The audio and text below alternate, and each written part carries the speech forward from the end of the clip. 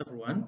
My presentation is based on the site of Old Bulawayo, which is found in southwestern Zimbabwe, and talking about the challenges of involving local communities in issues of heritage presentation and interpretation, and the challenges that heritage experts face in engaging these people. Okay, heritage is a malleable social-cultural construct. Hence, you find that different groups in society are always conflicting by making claims on the same heritage resource. And you find that in most cases, technical approaches which favor the material or the scientific fabric of sites are privileged because they generate economic benefits for the heritage resource. In contrast to this, you find that indigenous communities, the local communities, are biased towards the social and cultural values or spiritual values of heritage sites. And these are always in direct conflict with the material fabric. When these conflicting interests converge or clash, the stakeholders often conflict with each other. And failure to balance these conflicting interests often results in disastrous effects on the heritage asset or resource. So because of this, the site of Old Bulawayo faced so many challenges as a result of the conflicting interests between heritage experts and indigenous communities. So I'm going to be focusing on the site of Old Bulawayo, as I indicated earlier on, which is found in southwestern Zimbabwe. Now, to put things into perspective, as you look at the philosophy of indigenous communities with regards to heritage issues, indigenous communities perceive nature and culture as a single entity. They have a perception that the supernatural deity, which is God, the ancestral spirits, the environment, and cultural shrines are all entangled. As such, their benefits from these heritage resources derive from their spiritual worship of their ancestors through these heritage assets. And they have a belief that to unlock these blessings from the ancestors, there has to be respect for nature and shrines at the same goal. Well, it is important to appreciate that the inception of heritage management, or the origins of heritage management in Africa, came about as part of the colonial enterprise. And the colonialists introduced the concept of heritage management by emphasizing the white walls view, by emphasizing the tourist or tourism aspect and the economic aspects of heritage resources. Heritage in Africa, which had been spiritually valued, was converted into an economic commodity. And indigenous communities were sidelined completely from their former ancestral places. And local communities were even forced to adopt the capitalist system or the capitalist lifestyle. And this made them shift or turn away from their traditional belief systems. And as a result of these trends, you find that the way they had valued heritage, the way they had related with their ancestral shrines, was gradually shifting from that of deriving indirect benefits to the perception that heritage has to generate direct financial gain. And the colonial legacy continues to haunt the practice of heritage management in most parts of Zimbabwe, because indigenous communities no longer value heritage only on the basis of their spiritual beliefs, but heritage now is also perceived from a social economic perspective. Following the attainment of independence in 1980, Zimbabwe was a colony, by the way, there was that desire or drive to try and restore the identity and dignity of indigenous communities. So in most parts of Africa, which had been subject to colonialism, there was emphasis on the idea of community involvement or community participation in the management of heritage resources. And the core principles of this philosophy was that local communities had to be appreciated from the bottom-up approach. They were supposed to be fully involved from the conceptualization of the project, They were supposed to be involved in its implementation, and they were also supposed to benefit economically from the management of their heritage resources. Unfortunately, although heritage experts were trying to champion this philosophy of local community participation, they were not too prepared to open space for local communities. In addition to that, they preferred an assimilationist top-down approach rather than a bottom-up approach, and they maintained the power relations, unequal power relations inherited from the colonial system.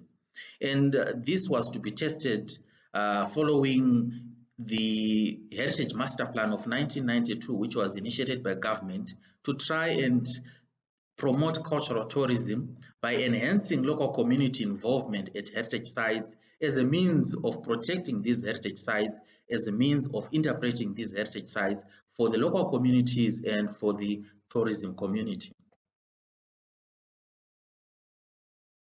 Now, Old Bulawayo, which is the site of focus here, was earmarked for development as part of the 1992 Heritage Master Plan. And this was an important historical site dating between 1840 and 1893, associated with the last state capital of Zimbabwe, the last pre-colonial state capital of Zimbabwe, and it was founded by King Lobengula, who occupied this site between 1870 and 1881. The first Ndebele king was a man called Mzilikazi Khumalo, who upon death in 1868 was succeeded by his son Lobengula. King Mzilikazi traces his origins back to KwaZulu-Natal in South Africa, where he was one of the sub-chiefs of the famous Chaka the Zulu king, but he had to flee from Chaka the Zulu around the 1820s during the Mfekane period. Following the establishment of Old Bulawayo between 1870 and 1881, Europeans began to flock into Southern Africa as they sought treaties and concessions, which they were going to use as a guise to occupy the country. And the pressure that came along with this invasion of Europeans put so much pressure on Lobengula, who had to flee from the site of Old Bulawayo because there was incessant pressure to sign these treaties and concessions. And it's also believed that he had to abandon Old Bulawayo in 1881 because the carrying capacity of the land had been exceeded by the stock that the Ndebele community were keeping, as well as the population of the Ndebele community. And as practice, this site was burnt down before Lobengula left for his other settlement near the current State House in Zimbabwe. And when it was burnt down, the colonial system then took over the country in 1890, and they realized the importance of this settlement, and they decided to protect the remains of the initial burning of 1881. In this context, there was a built structure, a hut, Lobengula's house, as well as his wagon shed, which had been built by Europeans, and several floors of traditional huts that had been used by the Ndebele community.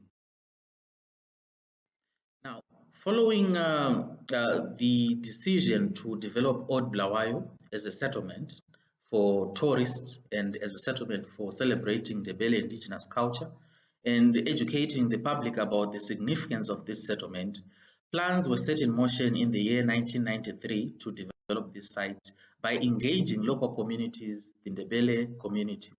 And the challenge that comes along with involving indigenous communities is that they are not a homogeneous entity. They have different interests, different goals, and these were challenges that heritage experts had to deal with.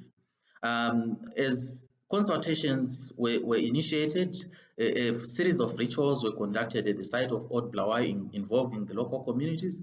But one of the major hindrances or challenges that came up was that the local communities were not in agreement as to the site to be redeveloped as a center of Ndebele cultural identity.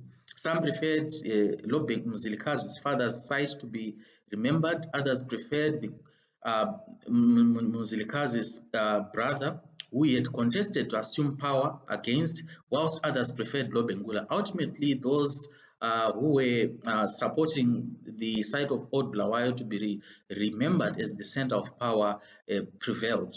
So Old Bulawayo then got developed, which is the area here on this the left side. This is the cultural village. And as part of the cultural tourism project, a museum was built, which is right here on my left side, as the area to reconstruct the history of the site and to give an overview of the entire settlement. Now, these developments also faced challenges because apart from disagreements with regards to where to develop, there were also disagreements following excavations that had been done at the site of Old Bulawayo. The experts or heritage experts wanted to understand the orientation of the site and to recover cultural material that had been on the traditional village. Now, they did excavations and established that the perimeter fence, which is this area here, which is circled here, was not built of wood, but it was built of thatch.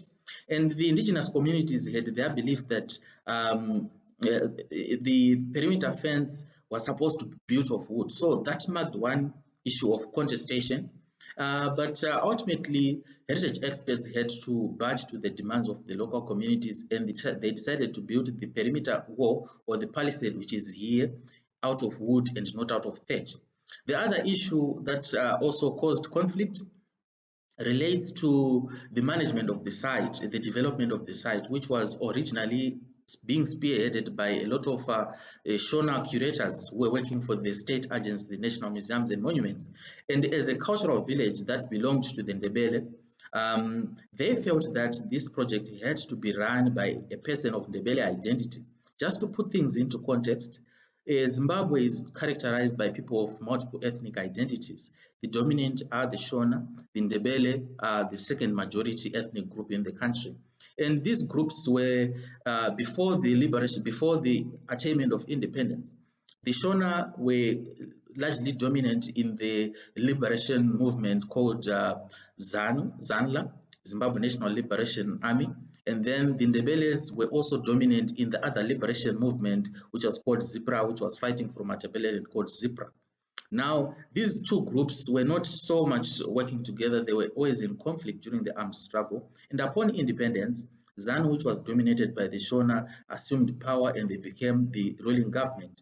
And ZIPRA lost to ZANU-PF. So this caused a lot of uncertainty and conflict sparked in 1983, leading to a civil war that lasted up to 1987, pitting ZANLA and ZIPRA, those ZIPRA dissidents who had not been content with the outcome of the elections. So a lot of Ndebele people died during this civil war. It's estimated around 20,000 people died. And this event has created a lot of tension and animosity between the Shonas and the Ndebeles. So the initiation of the Ndebele project was felt or perceived by indigenous communities as a move by government to pacify them, to silence them, and to cheat them to support the ruling party. So on that basis, the Ndebele people did not fully support the project. Secondly, the Ndebele communities were not happy with the project being run by people or curators who were part of the Shona community. They felt it was intrusion by the government into their cultural affairs. So there was some kind of resistance. And there was also confusion and conflict which stalled progress in the development of the site as there was disagreement on the objects that were placed here in the interpretive center, where the Ndebeles felt that most of the objects that were put on exhibition actually belonged to the Shona. So this diluted or more like compromised the quality of Ndebele identity that the Ndebele people felt wanted to be exhibited. And this created so much conflict. And the Ndebeles also felt that the project, since it was built for the Ndebele community, this project was supposed to benefit the Ndebele community financially. So because of these differences and failure to resolve them, the Ndebeles gradually decided to pull out of the project. And when they pulled out of the project, this became, this area on the right side, it became, instead of running as a fully fledged theme park where the Ndebeles were supposed to be reenacting their past, it just remained as a structured place. There were no people and there was no life on it. And national museums began to face challenges because tourists who had been anticipated to visit the site because it was supposed to be a living village were not coming in. The revenue that was expected to come through this cultural village was not coming in. The Ndebele people were supposed to give life to this cultural village also decided not to come in. So this site became vulnerable to all sorts of threats. Cattle were coming to eat the grass pits. Termites were eating the beehive thatch. And we also see that various environmental elements were causing havoc at the site. Following the official opening of Old Bulawayo in 2006 as work in progress, in 2010, the cultural village was vulnerable to all sorts of threats. And it's important to appreciate that indigenous communities believe that as part of rejuvenating the environment towards the summer rains, they have to set up fire in the veld so that they rejuvenate the vegetation. And as part of this custom, it's possible that one individual could have set up a fire as part of rejuvenating the environment. And this fire ran out of control and it raced through the cultural village, which is here on the right side here, and destroyed everything. And again, it's also possible that the Ndebele people who had been betrayed or who felt cheated from the project decided to sabotage the project because the state was benefiting at their own expense and set the fire on the site. Now, given the challenges that affected Old Bulawayo, it then boggles the mind, prompting one to ask the question, whose heritage and whose interpretation should prevail? Because in this case, we saw two contesting parties, both critical to the management of a site, coming into conflict, colliding with each other. So, in this context, I argue that heritage does not belong to an individual or individuals. It belongs to everyone, and everyone has a right to interpretation of heritage. The baggage of the colonial era is one that has been causing numerous problems that is affecting heritage sites because decision making is largely remaining in the hands of the elite class, that is the heritage experts, at the expense of local communities. Local communities are always finding themselves being sidelined or pushed aside, yet the heritage actually belongs to the local communities. And again, the heritage expert faces the challenges of pleasing two masters. The paymaster, who happens to be the state party, the government, that brings salaries, as well as the indigenous communities. In the case of Old Bulawayo, there was conflict with regards to ownership of the site. The Ndebeles felt the site belonged to them, and because of ills of the past, they wanted full control without any interference from outsiders. And on the part of the heritage experts, they had to make sure that the project succeeds and brings the much needed revenue by the state. And this caused conflict. So there is need to balance these two interests. Again, the other challenge that is facing the full interpretation or effective interpretation of heritage sites is that following the attainment of independence, there were no systems put in place to facilitate the engagement of local communities in heritage interpretive programs. There were no policies that were put in place. The legislation was not even amended. So heritage experts have to constantly balance the interests of the state and the interests of local communities using their own discretion. And in most cases, they fail to do that effectively, leading to conflict. And again, we also note that the interpretation of heritage has been affected in the sense that the sidelining of indigenous communities is something that traces over 100 years since the colonial era. So the indigenous communities have lost touch with issues of heritage management and interpretation. And when they are coming in with all sorts of wrong assumptions and expectations. And it takes a lot of work here for heritage experts to be able to bring these communities to a certain level of understanding so that they can meaningfully contribute towards heritage interpretive programs. Now, given the challenges that I've just hinted before of balancing the interests of heritage experts and local community demands, which at times are ridiculous. In conclusion, I have reached the point or the position that in heritage interpretation and presentation, no one has a monopoly of knowledge. People should engage one another with respect and with trust. The commodification of heritage during the colonial era created so much problems because heritage should not be an asset for direct economic benefits. In other words, heritage should actually bring indirect economic benefits. The moment that heritage is commodified, you find that local communities are expecting to benefit, the state is also expecting to benefit, and in Africa where resources are scarce, there is bound to be conflict which is difficult to resolve, because at the end of the day, the state and heritage experts make the order of the day, and this leaves the local communities grieved and they want to sabotage heritage projects. Local community involvement is paramount in heritage interpretation and presentation, because prior to colonization, they had their own perceptions of heritage, and these insights would really be exciting for any tourist who comes to a heritage site, because what has dominated the interpretation of heritage is the expert opinion, which focuses more on the scientific side of heritage, ignoring the indigenous philosophies, ignoring how local communities understand the heritage from their philosophical perspective, from their cultural background, from their spiritual background.